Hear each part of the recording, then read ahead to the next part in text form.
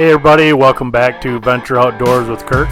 This was my annual trip to Michigan where I do some deer hunting, we do some duck hunting, do a little walleye fishing, a little bit of everything. Tried to get in a little bit of grouse hunting, we just ran out of time. Didn't get much video, if any, while I was duck hunting. It was kind of a hit and miss deal every day. Then all the fishing we were doing just before dark and just after dark, so it was hard to get any video. In short, we did a lot of things, had some success, but didn't tear it up by any means. So hopefully you enjoyed the video and hopefully we have something else for you coming up. This was my first night out and they have not had a chance to pick the beans yet, so I was not able to drive back there to get my stand up yet. So I just sat in the fence row, kind of wanted to see what I was coming through.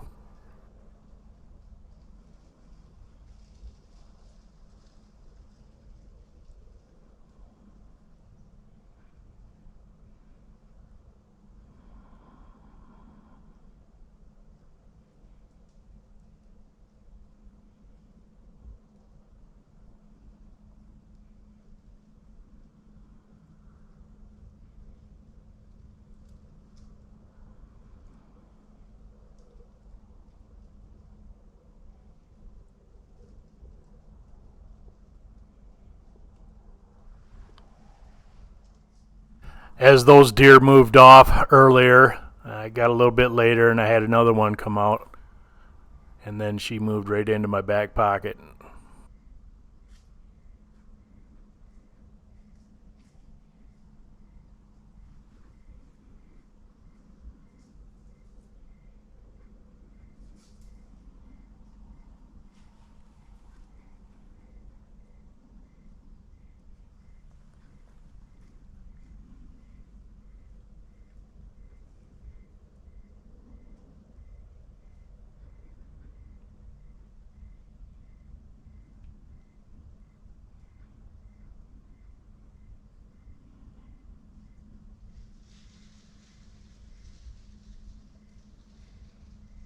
This doe literally camped out right there on the fence line and actually started walking in towards me. She couldn't have been 2 or 3 steps from me.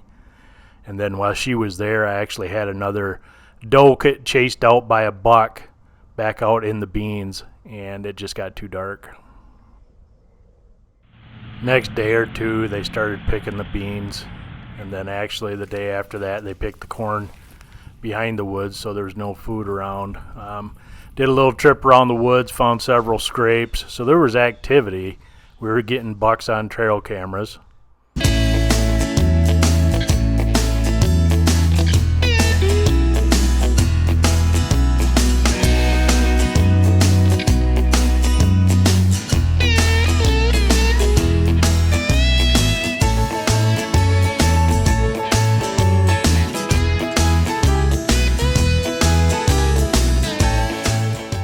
As usual, things were happening at dark.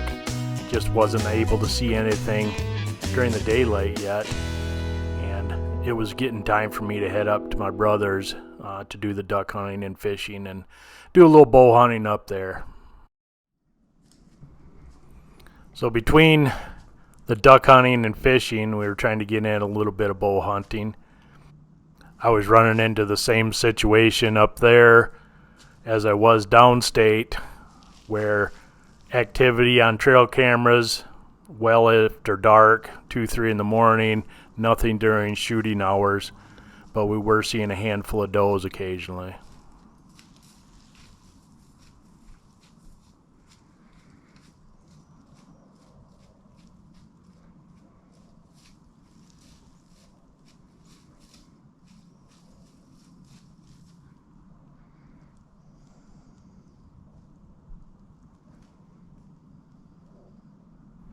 As you can see off to my right, just back in the woods, there were other deer moving around, and they were the bigger does that I was waiting to come in, but the wind was just bad for us that night.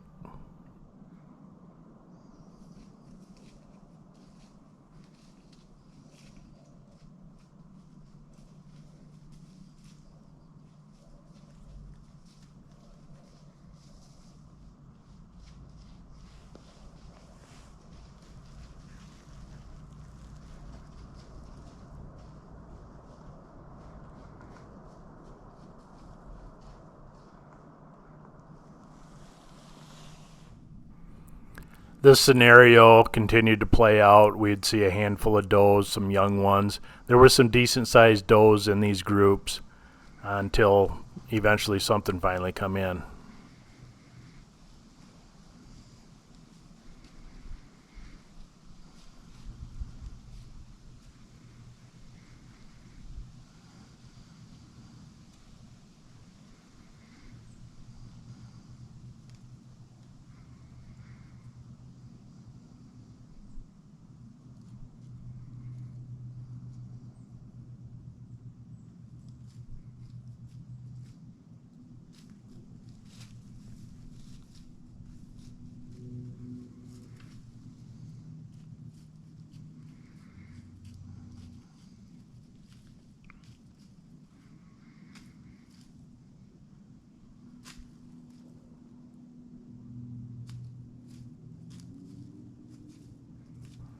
Well, unfortunately, after this night, I was switching gear, didn't have my camera in the backpack, whatever happened, and I just didn't get my kill shot on camera. But the following night, a big group of does came in and I was able to harvest one.